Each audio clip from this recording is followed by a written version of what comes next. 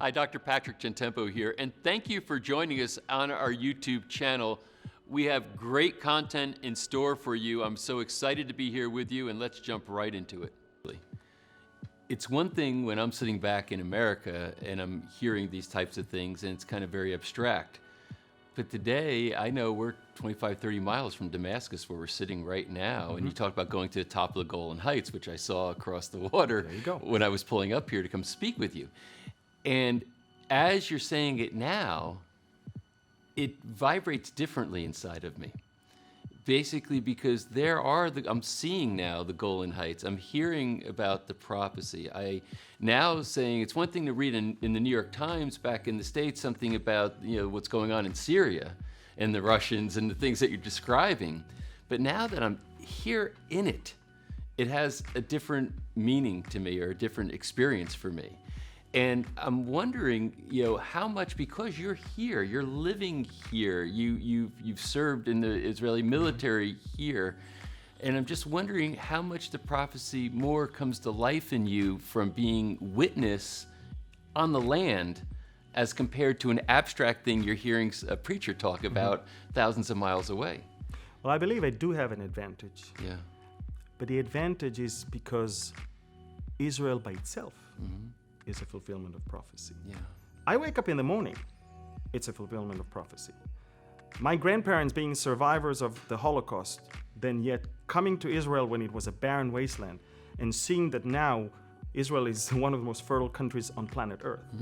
We're in the size of New Jersey, yet we have 5 different climate zones. we are cutting edge in so many. Apple, this is the only country outside of California that has a research and development center for Apple. Samsung, the same. Intel, the same.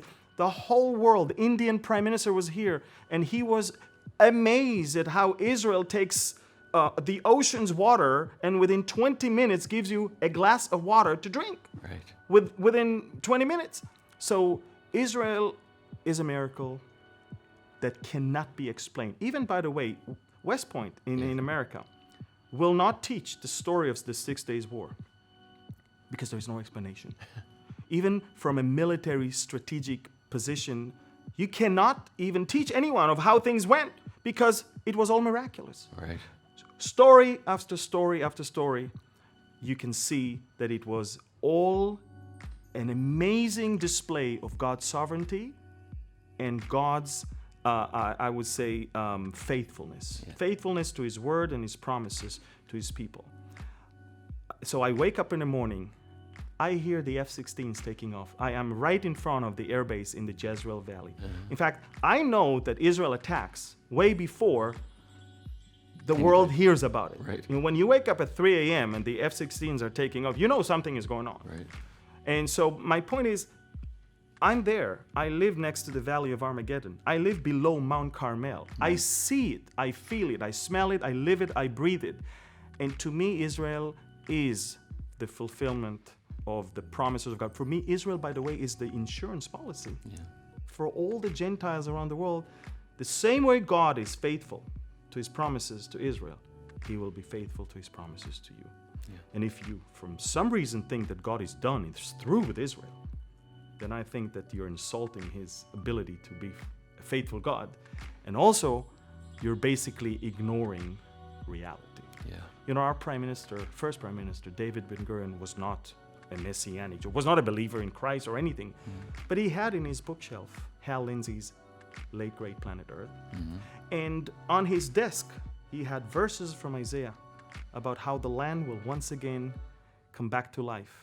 And I'm reading Ezekiel 36 verse 8 says, "And I speak to you, O mountains of Israel, shoot forth your branches and yield your fruit for my people Israel, for they are about to come." Ezekiel said Israel is about to come to the land. God has to resurrect the land. And then in chapter 37, He resurrected the remnant from the Holocaust, and He says, "I'm going to bring you back to your land." No one else. No one helped us.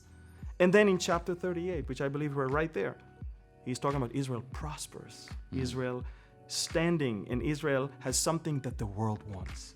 And I'm thinking to myself, up until 5 years ago, we could only give them falafel, shawarma, I don't know what, but today we are superpower of energy. We have trillions of cubic feet of natural gas and oil. Israel is, we're something and we cannot even explain it. So I do have an explanation. Yes. And the explanation is in this book. You take this book away, you don't have any justification for us to be here in this place. That's why when an Israeli soldier is pledging his allegiance to the army, to the country, he's receiving two things: a rifle and a Bible. The rifle, you defend the country with. Yeah. The Bible, because you need to know why you're here. Thanks so much for being here and watching that video. And can I ask you to please subscribe to our channel so you can find out when we're posting new content. You'll be alerted right away when we do.